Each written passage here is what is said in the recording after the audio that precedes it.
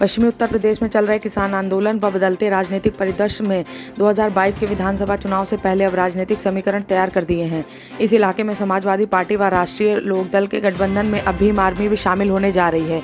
Bhim army के राजनीतिक wing आज़ाद समाज पार्टी के इस गठबंधन में शामिल होने की संभावना जाहिर की है।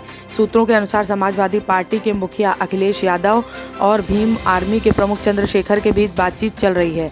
एक सूत्र ने कहा कि दोनों नेताओं ने 3 बार एक दूसरे से बात की है और अगर सब कुछ ठीक रहा तो पश्चिमी उत्तर प्रदेश में 2022 के विधानसभा चुनाव में एसपी-आरएलडी भीम आर्मी का गठबंधन देखा जा सकता है। 2019 के लोकसभा चुनाव में एसपी-आरएलडी गठबंधन में बीएसपी शामिल हुई थी। राजनीतिक विश्लेषकों का मानना है कि एसपी-आरएलडी भीम आर्मी गठबंधन मुस्लिम, जाट व दलितों के एक मंच पर ला सकता है और इससे पश्चिमी उत्तर प्रदेश में बीजेपी को नुकसान पहुंच सकता है। अखिलेश भी विधानसभा चुनाव से पहले एक आक्रामक सहयोगी की तलाश में है, क्योंकि पिछले साल बीएसपी ने उनका साथ छोड़ दिया था और भीम आर्मी इस स्थान पर फिट होती दिख रही है। इस बीच भीम आर्मी के एक वरिष्ठ अधिकारी ने कहा कि पश्चिमी यूपी में वर्तमान स्थिति में एसपी-आरएलडी भीम आर्मी गठबंधन एक विजयी संयोजन साबित हो सकता है। उन्होंने कहा, सबसे अच्छी बात यह है कि भीम आर्मी और आरएलडी मुख्यमंत्री पद की दौड़ में नहीं है। गठबंधन तभी टूटता है जब शीर्ष पद के लिए एक से अधिक दावेदार होते हैं। अलीगढ़ में दलित किशोरी की हत्या कर शव जंगल में फेंका गया, जिसके बाद इलाके में हड़कंप मच गया। किशोरी के साथ गैंगरेप की आशंका जताई जा रही है। शव उठाने को लेकर पुलिस और ग्रामीणों के बीच तनातनी हो गई, जिसके बाद स्थानीय ग्रामीणों ने रास्ते पर कूड़ा डालकर आग लगा दी और पुलिस की गाड़ियों को भी रोका गया।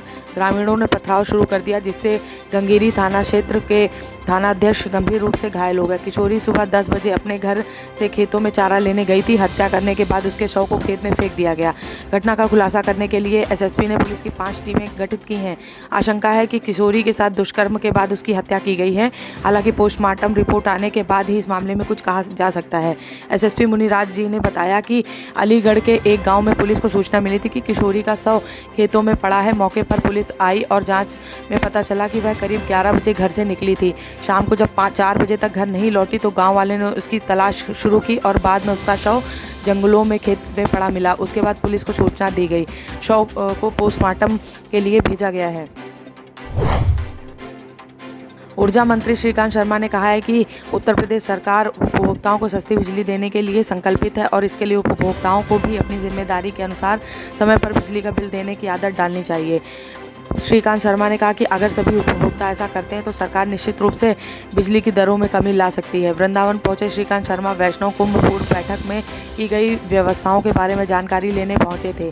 उन्होंने कुंभ स्थित कैंप कार्यालय में ही जिले के सभी आला अधिकारियों के साथ बैठक करते तैयारियों का जायजा लिया। आवश्यकता व सुविधा शीघ्रता से जुटाने के निर्देश भी दिए। ऊर्जा मंत्री ने कहा कि सरकार उपभोक्ताओं को गर्मी के मौसम में भी निर्बाध ट्रिपिंग फ्री बिजली आपूर्ति देने के लिए पूरी तरह से संकल्पित है और इसके लिए सरकार ने 100 दिन का एक कार्यक्रम निर्धारित किया है। उन्होंने बताया कि प्रदेश में ट्रिपिंग फ्री बिजली की आपूर्ति सुनिश्चित करने के लिए इंफ्रास्ट्रक्चर को बेहतर किया जा रहा है, जिससे गाँव को नियमित 18 घंटे, तहसील को 20 घंटे व शहरों को 24 घंटे आपूर्ति की जा सकेगी। इस कार्य के लिए इलाके जोनल अधिकारी भी नामित किए गए हैं। केंद्रीय राज्य मंत्री संजीव बालियान ने विपक्ष पर हमला बोलते हुए कहा कि हमारे नेताओं के पीछे कोई नहीं है। प्रधानमंत्री नरेंद्र मोदी व यूपी के मुख्यमंत्री योगी की तो कोई औलाद भी नहीं है, वह किसके लिए क्या इकट्ठा करेंगे। उन्होंने कहा कि तुम अपनी सोचो, जो खा कर तुम्हारे पेट भर गए हैं। मुजफ्फरनगर के लोहसाना में किसान मजदूर महासम्मेलन में केंद्रीय राज्य मंत्री बालियान ने कृषि कानूनों के विरोध करने वालों को आड़े हाथों लिया। उन्होंने कहा कि विपक्ष कृषि कानून पर लगातार जमीन जाने लेकर भ्रम फैला रहा है, किसानों को डराने का काम कर रहा है। बालियान ने कहा कि जिन लोगों के हाथ खून से सने हैं वे आज किसानों के बीच जाकर अपना उल्लू सीधा करने में लगे हैं। किसान पूरी उनकी साजिश समझ रहा है। केंद्रीय राज्य मंत्री बालियान ने कहा कि मोदी और योगी के होते हुए कोई किसान की जमीन लेने की बात करेगा तो उसकी आंख फोड़ दी जाएगी। मोदी और योगी दोनों गरीब परिवार की उपज हैं। उन्होंने कहा कि कॉन्ट्रैक्ट फार्मिंग से किसानों को अधिक से अधिक लाभ मिलेगा। इलाहाबाद हाई कोर्ट ने कहा है कि यह राज्य के लिए अफसोसजनक है कि अधिकारी कोर्ट के आदेश की अवहेलना करने में आदी हो गया। अधिकारी समादेश का पालन नहीं करते हैं, मजबूर होकर दाखिल अवमानना याचिका पर मिले समय के बाद भी अनदेखी करते रहते हैं और फिर अवमानना याचिका दाखिल की जाती है।